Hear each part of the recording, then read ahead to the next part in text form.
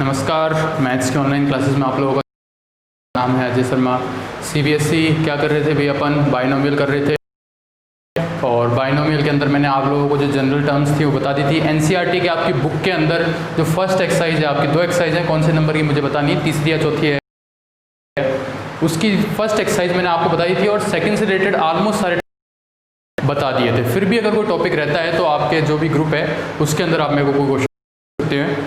अगर अपन जो last time topic अपन ने छोड़ा था, मैंने बताया था कि कोई भी अपने पास में कोई अपने पास में बाइनोमियल दिया हुआ है, कोई भी अपने पास एक्सपेंशन दिया हुआ है, उसकी पावर n है तो उसमें नंबर ऑफ टर्म होंगे n+1 और n अगर इवन है तो मिड टर्म क्या होगा, उसका मिड टर्म होगा उसका n/2+1 और n अगर ऑड है तो उसके मिड टर्म्स होंगे 2। कौन से? एक तो n+3/2 टर्म जो होगा वो उसका क्या होगा, मिड टर्म होगा। और उसके अलावा बात बताई थी आपको, वहीं से स्टार्ट करते हैं अपन। मैंने क्या बताया था आपको कि n को मैं कैसे खोल सकता हूँ, मैं खोल सकता हूँ nc0 1 x की पावर 1, nc2 x की पावर 2, nc3 x की पावर 3 और ncn x की पावर n। यहाँ तक ठीक है, इसी से था। अब इसी के अंदर एक बात कर लेते हैं अपन। इफ x = 1, ठीक है, x = 1 पुट करते हैं अगर अपन, तो देखो क्या होता है। यहाँ पुट करेंगे 1 तो ये कितना हो जाएगा, 1+1 की पावर n, nc0 ये हो जाएगा nc1, ये हो जाएगा nc2 और ये हो जाएगा ncn। यहाँ से n की वैल्यू कितनी आई अपने पास, nc1 nc2 ... ncn। कहने का मतलब है ये आपके पास ही इंपॉर्टेंट कि nc1 nc2 nc3 और nc आपके पास में 2 की पावर n कितनी वैल्यू होती है, 2 की power n value ncn nc3 की। अब इसी के अंदर इफ अगर अपन पुट करें, पुट x = -1, क्या पुट कर देते हैं अपन, x = -1 पुट कर देते हैं तो ये हो जाएगा 1 - 1 कितना हो गया, ये 0। यहाँ पुट करें n0, यहाँ -1 पुट कर रहे हैं तो ये किसका हो जाएगा, nc1। माइनस पुट कर रहे हैं तो ये प्लस हो जाएगा nc2 -nc3 plus nc4 -nc5 ... -1 की पावर n ncn। इस टाइप से आएगी इसकी वैल्यू। कहने का मतलब है अगर nc0 nc1 nc2 nc3 यानी कि अगर ऑड टर्म्स हैं, ऑड देखो टर्म तो इवन है लेकिन नंबर क्या है 1 2 1 3 5 तो वो क्या हो जाएगा अपने पास में, वो हो जाएगी उसकी वैल्यू 0 हो जाएगी। तो इससे रिलेटेड कुछ टर्म्स है वो आपको लिखा देता हूँ भाई, मैं डायरेक्ट लिखा देता हूँ। एक तो ये हो गई, ये यूज़ होएगी भाई, एक ये हो गई भाई, ये भी यूज़ होएगी nc0 nc1 nc2 nc3, ठीक। एक टर्म लिखा देते हैं आपको, हम सारी चीज़ें लिखा देता हूँ इससे रिलेटेड भाई, मैं जितनी भी है अपने पास में इसको मिठा देते हैं। तो आप समझ तो गए भाई ये अपन ने कहाँ से कैसे निकल के आई भी अपने पास में। इसका डायरेक्ट रिजल्ट याद रखना है अपन को कि डायरेक्ट, ठीक है। अब बात करते हैं पहला रिजल्ट क्या था अपने पास में। पहला रिजल्ट था nc1 nc2 ncn = 2 की पावर n। दूसरा रिजल्ट था nc1 nc2 प्लस nc3 -1 की पावर n ncn = 0। तीसरा रिजल्ट था nc0 c2 c4 nc0 nc2 nc4 nc2n। एक तरीके से देखो 2n आ रहा है, या फिर nc1 nc3 nc2n+1। इसकी वैल्यू क्या आएगी, 2n 2 की पावर n-1, इसकी पावर n-1। ये देखो ये कहाँ यूज़ होएंगे, ये क्वेश्चंस में यूज़ होते हैं कॉम्पिटिशन्स के अंदर। आपके बुक के अंदर एनसीईआरटी की बुक के अंदर मैंने देखा है इस टाइप के क्वेश्चंस नहीं है। अगर जरूर ये क्वेश्चन है तो वहाँ आप इसको सॉल्व कर सकते हो भाई, ठीक है। तो इसलिए आपको पता होना एनसीईआरटी में बड़े सिंपल से क्वेश्चन है जो आपको फर्स्ट एक्सरसाइज में बताए थे मैंने, ठीक है। सेकंड में मैंने बताए थे कि भाई किस तरीके से वो क्या पूछ रहा है, वो सेकंड एक्सरसाइज में पूछ रहा है इसका मिड टर्म पूछ रहा है, मिड टर्म निकालना मैंने आपको बता दिया था, और इसका हाईएस्ट टर्म पूछ रहा है वो मैंने आपको बता ही रखा है, और उसका पूछ रहा है कि भाई कोई रेशो दो उसका रेशो पूछ रहा है, तो वो क्वेश्चन डाउट के अंदर मैं बताऊंगा, ठीक है। और अभी भी आपको अंदर अगर कोई ऑप्शन क्वेश्चन आता है तो अपन बता दें। तो ये हो गया तीसरा, ये एक तरीके से दो प्रॉपर्टी होगी अपने पास में, ठीक है। अब देखो एक प्रॉपर्टी लिखा देता हूँ आपको, बड़ी ही इंपॉर्टेंट प्रॉपर्टी है, NC0 की स्क्वायर NC0 की स्क्वायर NC1 की स्क्वायर NCn की स्क्वायर, इसकी वैल्यू क्या आ जाएगी रहे हैं अपन, तो इसकी वैल्यू आ जाएगी 2NCn। 2n का मतलब फैक्टोरियल 2n,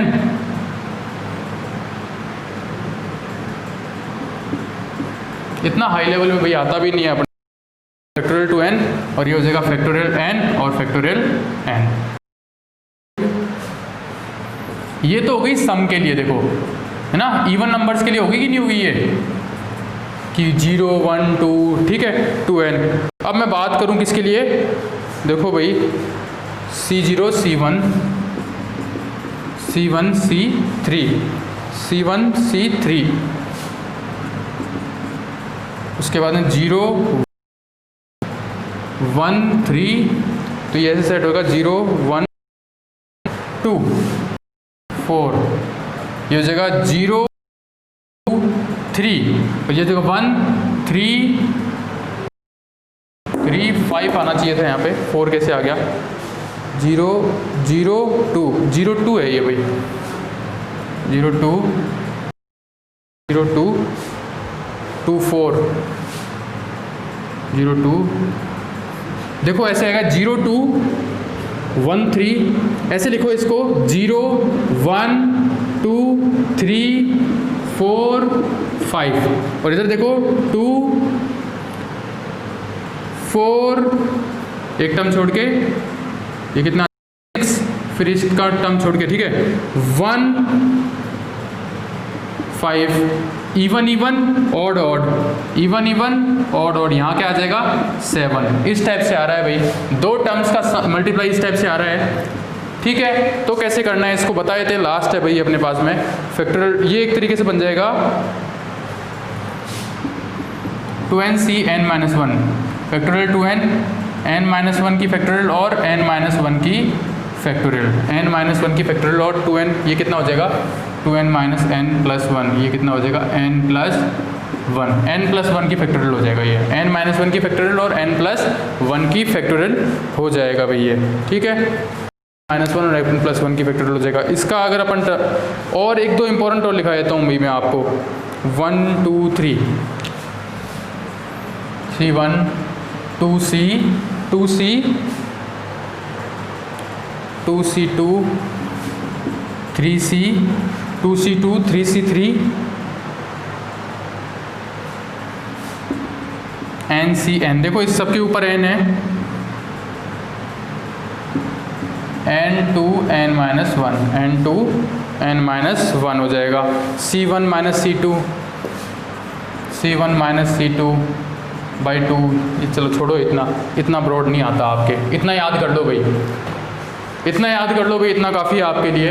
देखो ये और ये तो मैंने प्रूफ करके दिखाया था आपको, ठीक है, ये आपको याद करना है NC0 NC2 NC4, यानी कि इवन है या फिर ऑड है, वह एक टर्म छोड़ के इवन हो चाहे ऑड हो, वैल्यू क्या हो जाएगी 0, वैल्यू क्या हो जाएगी इसकी 2 की power n-1, sorry NC0 NC1 की स्क्वायर NC2 स्क्वायर, तो क्या आ जाएगी ये आ जाएगी फैक्टोरियल 2 फैक्टोरियल n और फिर ये फिर ये वाला, ये इतनी टर्म्स आपको करनी है, याद करनी है। आगे वाला टॉपिक अपन लेते हैं, आगे वाला टॉपिक अपने पास है कि भाई कोई भी आपके पास में एक्सपांसन दिया हुआ है और वो पूछ रहा है कि उसकी लास्ट से 4th टर्म फाइंड करो या लास्ट से 5th टर्म फाइंड करो या लास्ट से कोई भी टर्म फाइंड करो, तो आपको क्या करना है, जैसे कि मान लो आपको दिया हुआ है, पहले मैं आपको बता देता हूँ, फाइंड द टॉपिक ले लेते हैं,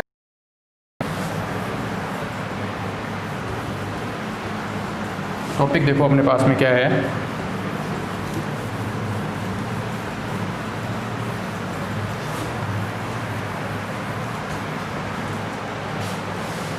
टॉपिक है अपने पास में to find the term from the end of the expansion, to find the term from the end of expression 1 plus x की पावर n, 1 प्लस एक्स की पावर, या फिर ऐसे कर लो a प्लस एक्स की पावर n। इसके last से कोई भी टर्म आपको फाइंड करना है, मान लो कोई भी r वा टर्म फाइंड करना है आपको, ठीक है। तो लास्ट से r प्लस 1 वा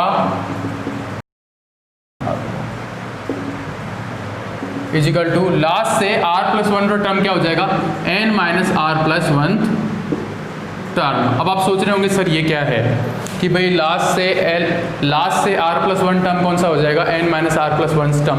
क्वेश्चन लेते हैं, बेटर समझ में आएगा भाई आपके पास में। क्वेश्चन है 2x माइनस 1 अपॉन एक्स की पावर 10, इसमें फाइंड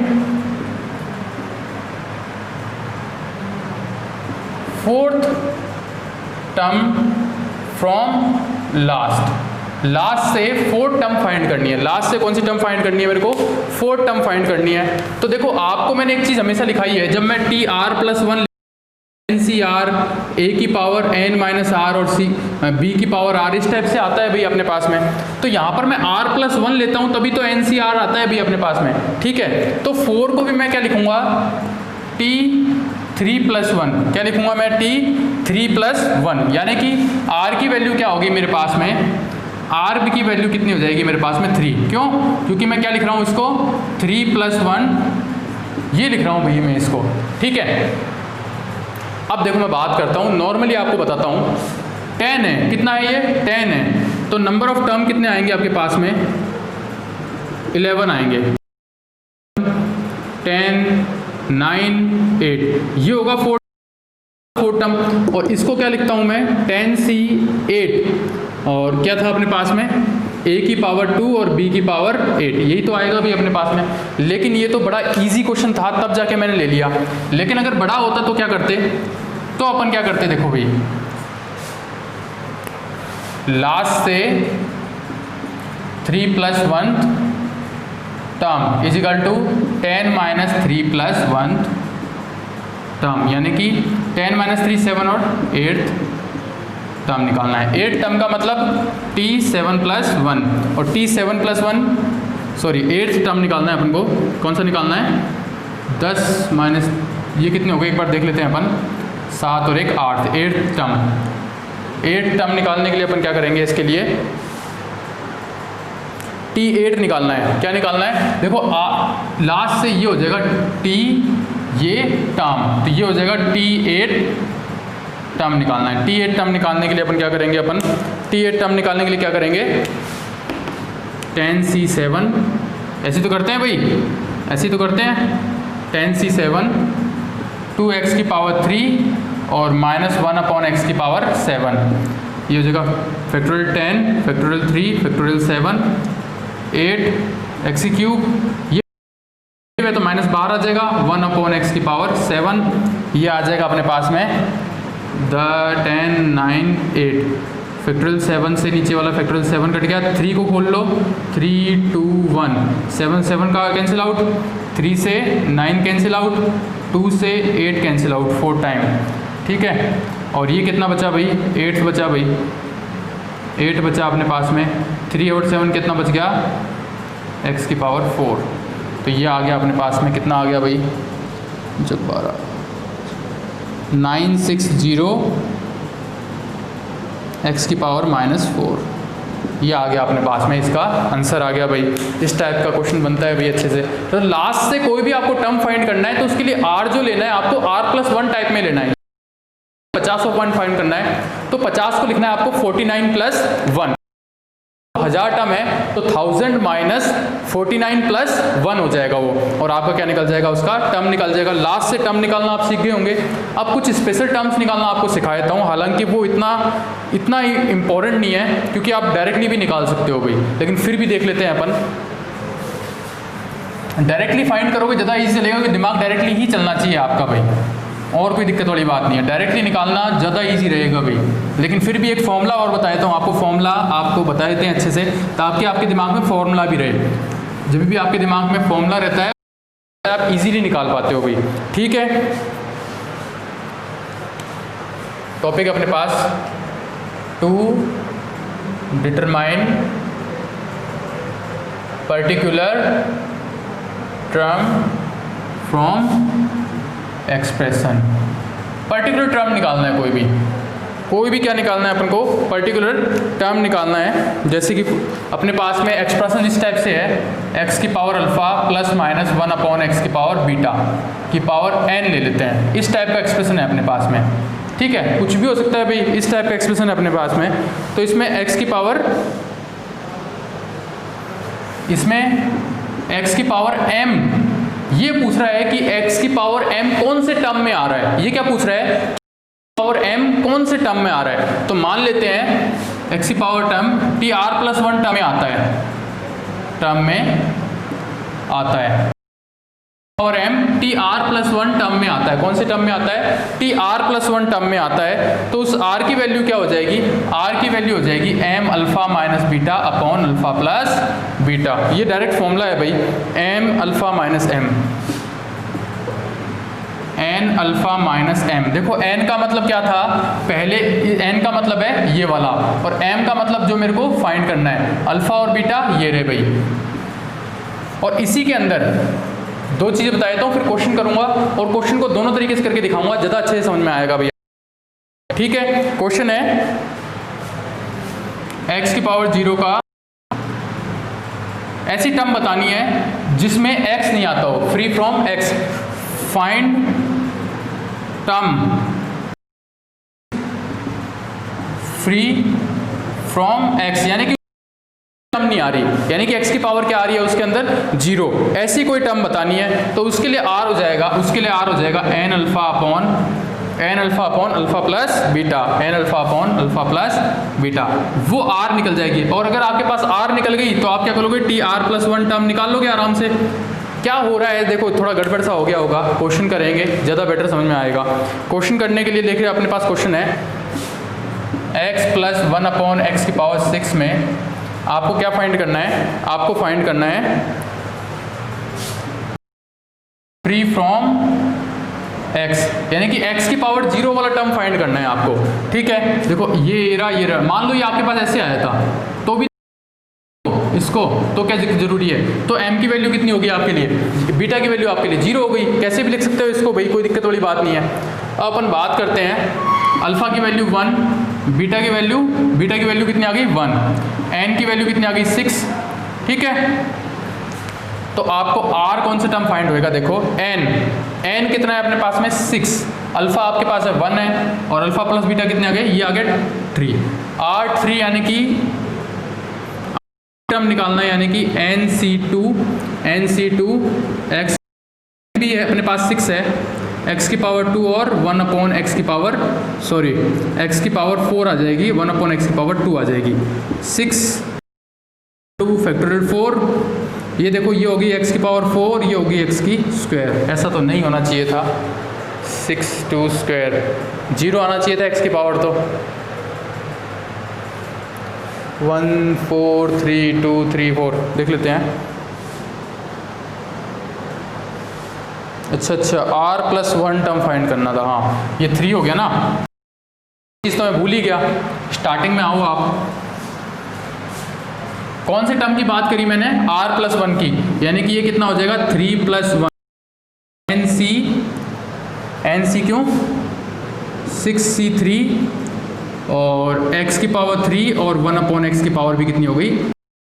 अब देखो इससे ये कैंसिल आउट हो जाएगा, ये बचेगा 6c3, यही आएगा आपका कोफिशिएंट। वो कोफिशिएंट फाइंड करो जिसमें x की पावर क्या आती हो, आपकी 0 आती हो। समझ में आया अभी क्वेश्चन।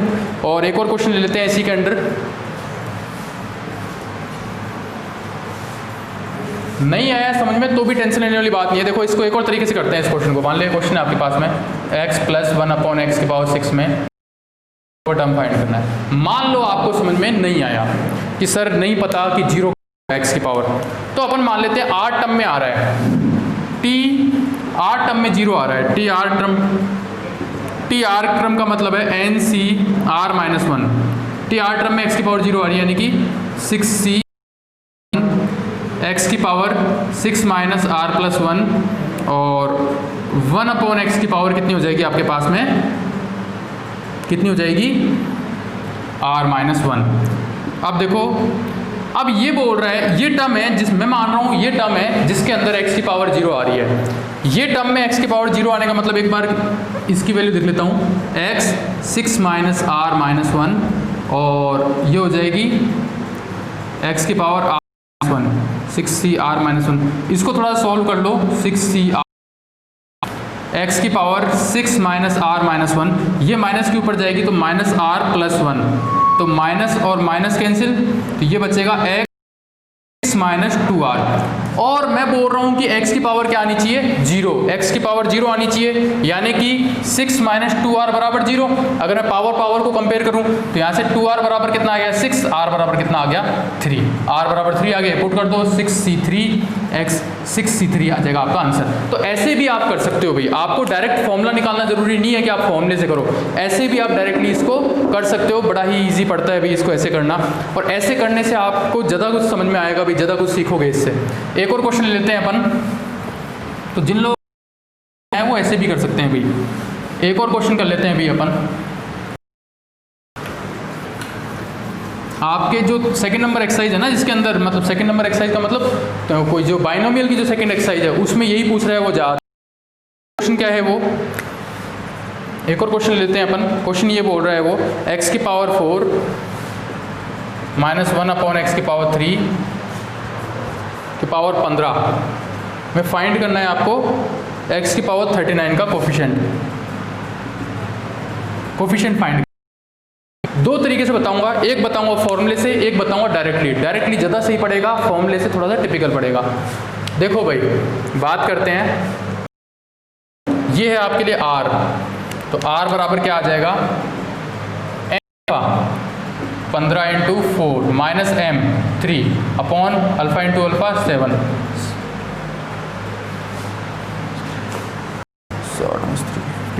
कितना है 57/7 बचा के, चलिए सॉर्ट एक और देख लेते हैं। अच्छा m है, m तो 39 बचेगा ना, गलत कर लिया, 60 में से 39 गए तो 21, 60 में से 39 गए तो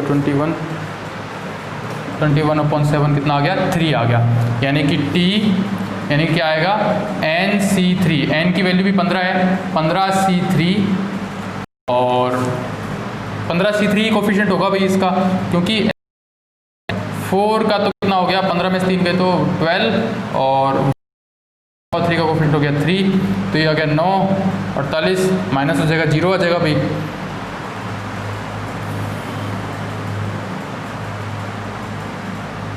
देखते हैं 15C3, यही इसका कोफिशिएंट होगा भाई 15C3, माइनस क्या है ना, देखो तो ये आ जाएगा 48,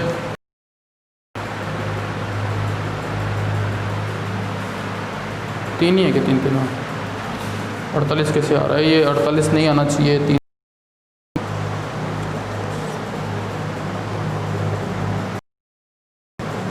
अच्छा 48 माइनस 9, हाँ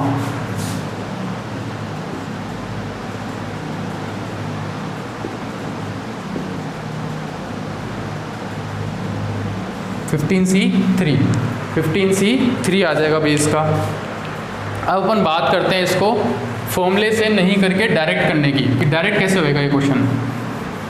तो क्वेश्चन ही मिटा दिया, ये तो रहा फॉर्मूला मिटा दें। लास्ट से फर्स्ट टर्म का फॉर्मूला तो पता ही है, n minus are plus 1 terms, ठीक है। फॉर्मूला वापस क्वेश्चन करते हैं, अपने पास में क्वेश्चन था x की पावर कितना था 4 माइनस 1 अपॉन एक्स की पावर 3 पावर 15 में फाइंड करना है x की पावर, मान लो 8 टर्म में आ रहा है वो, x की पावर 39 8 टर्म में आ रहा है, तो tr प्लस 1 क्या आ जाएगा, n यानी कि 15c r माइनस 1 एक्स की पावर 4, 15 माइनस आर प्लस 1 और 1 अपॉन एक्स, ये कितना हो जाएगा अपने पास में, ये आ जाएगा अपने पास में आर टर्म मान लो आप, तो आर टर्म ये कितना आ जाएगा आर माइनस 1, ये आ जाएगा 15c आर माइनस 1 और ये आ जाएगा एक्स की पावर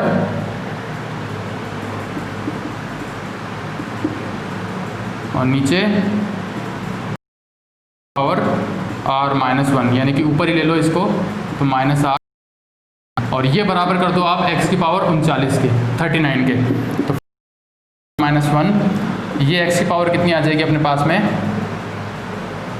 60 प्लस 64 65 माइनस ये कितना है 5r बराबर एक्स की पावर 39, यानी कि 65 माइनस 5r बराबर 39, तो ये आ जाएगा अपने पास में 65 माइनस 39 बराबर 5r, ये माइनस कर लो आप तो करेंगे भाई 65 माइनस 39 करो 6, जो भी है इसको सॉल्व करके आ जाएगा भाई, यहाँ पे थोड़ा मल्टीप्लाई में गलती कर दी होगी अपन ने, वैल्यू कितनी आ जाएगी आपके पास में 3 आ जाएगी। ठीक है, तो आप उसको आर टर्म मानो और उसको सॉल्व कर लो। अब एक क्वेश्चन आपके बुक के अंदर है कि भाई रेशो फाइंड करो, तो रेशो फाइंड करना भी जरूरी इजी है भाई, आर माइनस 1 टर्म मान लो, आर और आर वाले टर्म को डिवाइड कर दो, आपके पास क्या फाइंड हो जाएगा उसका रेशो फाइंड हो जाएगा। इस तरीके से आपका वो क्वेश्चन ईजिली सॉल्व हो जाएगा भाई, कौन से वाला का रेशो फाइंड करने के लिए। ठीक है, अब दूसरा क्वेश्चन आ रहा है मैक्सिमम टर्म फाइंड करना। मैक्सिमम टर्म फाइंड करना है क्या नहीं है, वरना फिर आपको बता देंगे, मैक्सिमम टर्म फाइंड करने में कोई दिक्कत नहीं है। अब एक इंपॉर्टेंट है कि 1 प्लस एक्स की पावर n है, इसको बाइनोमियल है, अपनी binomial theorem for any index, लेकिन ये इंपॉर्टेंट है भाई, इजी है, इंपॉर्टेंट थ्योरम है, binomial theorem for any index. इसके लिए कुछ स्पेशल केस हैं अपने पास में, क्या है वो बताता हूं मैं।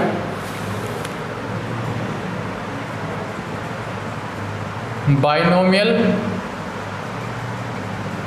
Theorem for any index.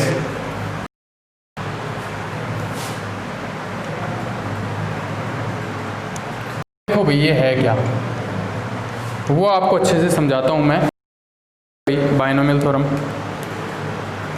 अभी तक अपन n फाइंड कर रहे हैं, NC0 NC1 NC2 फाइंड करके लगा रहे हैं, कोई दिक्कत वाली बात नहीं। ये सभी जब अपन NC1 देखो, जैसे कि मैं बता रहा हूँ अभी तक 1 प्लस एक्स की पावर n जब मैं फाइंड कर रहा हूँ तो NC0 NC1 ये कर रहा हूँ मैं, लेकिन ये n हम कब तक यूज़ करेंगे, ये n हम तब तक यूज़ करेंगे जब ये क्या हो, एक रियल नंबर, एक इंटीजर हो, क्या हो ये इंटीजर। लेकिन अगर एक्सप्रेशन आ सकता है जिसमें n की जो पावर है वो जरूरी नहीं है कि क्या हो अपना इंटीजर हो, तो जब वो इंटीजर नहीं हो तब क्या करना है और किस तरीके से करना है वो बताने वाले के अंदर। उसमें आपको देखो, जब इंटीजर है तब तो आपको यही तरीका लगाना है, 2 3 पूछ रहा है, 39 पावर पूछ रहा है, 500 1000 2000 पावर पूछ रहा है, लेकिन पावर पूछ रहा है 1/2, पावर पूछ रहा है 3/4, पावर पूछ रहा है 5/4, तब जाके दिक्कत आ रही है भाई। तब क्या करेंगे अपन, करेंगे इसके अंदर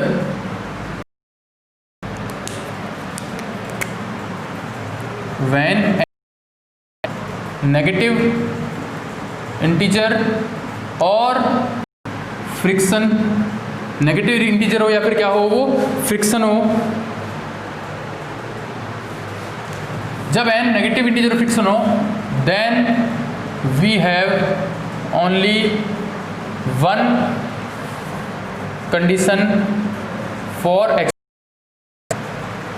जब n अपने पास में नेगेटिव इंटीजर हो या फिर फ्रिक्शन के अंदर हो तब एक ही कंडीशन बचती है, तभी हम उसका क्या फाइंड कर सकते हैं, बाइनोमियल एक्सप्रेशन फाइंड कर सकते हैं। कब दो कंडीशन बचती हैं, सॉरी 2 कंडीशन बचती हैं।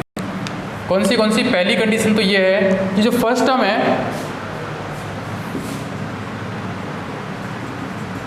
फर्स्ट विल बी 1 एंड बनती है, यानी कि अपन ऐसे लिख सकते हैं ना, x प्लस a की पावर n, ये होना चाहिए 1 प्लस, ये पहला टर्म क्या होना चाहिए 1 में होना चाहिए, पहला टर्म किस में होना चाहिए 1 में होना चाहिए। एंड जो सेकंड टर्म है from less than 1, second term है वो कम होना चाहिए, सेकंड टर्म क्या होना चाहिए, 1 से कम होना चाहिए। n belongs to q, q मतलब रेस belongs to q, but n not belongs to natural number. n किससे बिलोंग नहीं कर रहा, नेचुरल नंबर से बिलोंग नहीं कर रहा। और जो अपने पास क्या कंडीशन है, ये दोनों बातें मैंने इसके अंदर लिख टू रेशनल नंबर, ये n not belongs to natural number, ये n लेस देन 1, ये वाली लाइन ये मैंने लिख दी है। पर मैं इसकी 1 प्लस एक्स की पावर n क्या होती है, 1 plus n minus 1 upon factorial 2 x square n minus 2 upon factorial 3 x cube. इस टाइप से उसकी क्या आती हैं, टर्म्स आती हैं। इस टाइप से क्या आती हैं, उसकी टर्म्स आती हैं, इनफाइनाइट टर्म जाती हैं,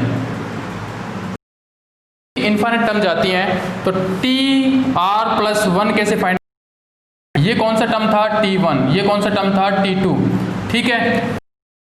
तो टी आर प्लस 1 में होगा n minus 1 n minus 2 minus are plus 1 upon factorial r x की पावर r, ये हो जाएगी इसकी r plus 1 term, r plus 1 term हो जाएगी, ठीक है। और इसमें नंबर ऑफ टर्म ऑलवेज क्या होते हैं, इसमें नंबर ऑफ टर्म ऑलवेज क्या होंगे, इसके इनफाइनाइट होंगे। नंबर ऑफ टर्म क्या होंगे, इनफाइनाइट नंबर ऑफ टर्म्स इसके अंदर अपने पास में फाइंड होंगे। भाई क्वेश्चन करते हैं, ज़्यादा अच्छे से समझ में आएगा क्वेश्चन क्या बोल रहे हैं अपने पास में, ठीक है। तो देखो क्वेश्चन किस टाइप से आता है अपने पास में।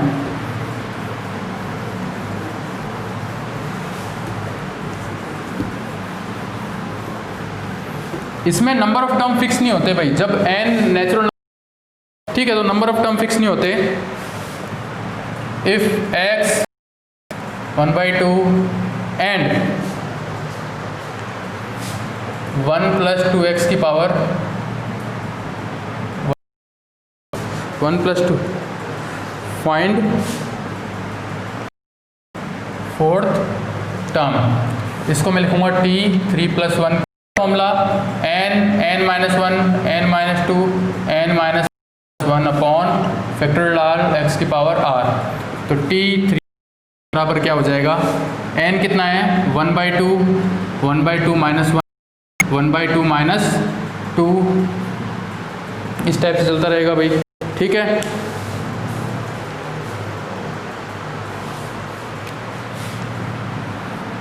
और फैक्टोरियल 3 प्लस 1, हाँ फैक्टोरियल 3, इससे ज़्यादा क्यों नहीं जाएगा, देखो ये चले जाएगा 1/2, ये कितना बन जाएगा, इसमें अपन ऐसे कर सकते हैं 1 प्लस nx से फाइंड कर सकते हैं इसको। तो ये कितना हो जाएगा 1/2 माइनस 1 कितना हो जाएगा अपने पास में, क्योंकि अपने पास में तीन ही टर्म लेके आने अपन को।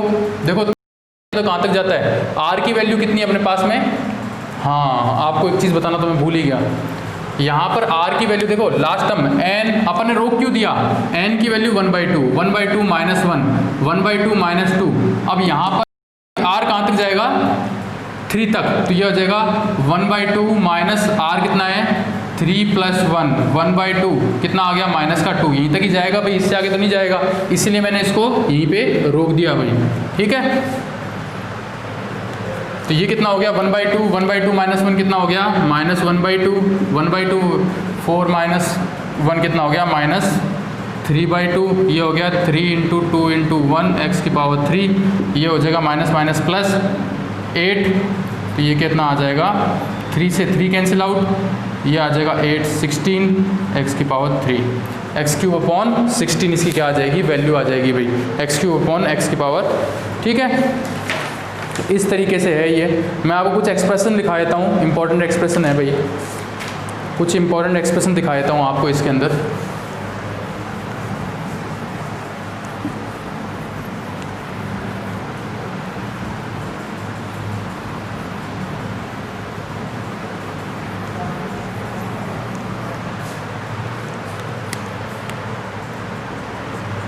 वन प्लस एक्स की पावर n क्या हो जाएगी 1 plus n x plus n minus 1 upon factorial 2 x square plus, ठीक है। 1 माइनस एक्स की पावर n क्या हो जाएगी, 1 माइनस ये माइनस एक्स हो जाएगा एन एक्स, ठीक है। ये एक्स स्क्वायर से प्लस हो जाएगा तो n minus 1 upon factorial 2 x square, यहाँ माइनस आ जाएगा n minus 3 n minus 1 n minus 2 factorial 3 x cube चलता रहेगा। 1 प्लस एक्स की power minus x minus n, तो देखो इसके अकॉर्डिंग चेंज कर दो 1 माइनस एन एक्स, फिर माइनस एन माइनस 1, ये माइनस माइनस कॉमन लिया प्लस हो गया, ठीक है, क्योंकि एक टर्म एक्स्ट्रा आएगी, ये दोनों तो माइनस माइनस प्लस हो जाएंगी, ये माइनस बचेगी तो n minus 1 n minus 2 factorial 3 x cube ऐसे चलता रहेगा। और देख लेते हैं भाई और किस टाइप से है, 1 माइनस एक्स की पावर माइनस एन, ये कैसे आ जाएगा, देखो माइनस एन आगे आएगा तो ये माइनस माइनस क्या हो गया प्लस एन एक्स, ठीक है। ये एन माइनस का है, एक्स तो प्लस हो गया अपने पास में, एन पहले से प्लस है, ये क्या हो जाएगा n minus 1 upon factorial 2 x square, इस टाइप से ये प्लस वाला होता जाएगा भाई अपने पास में,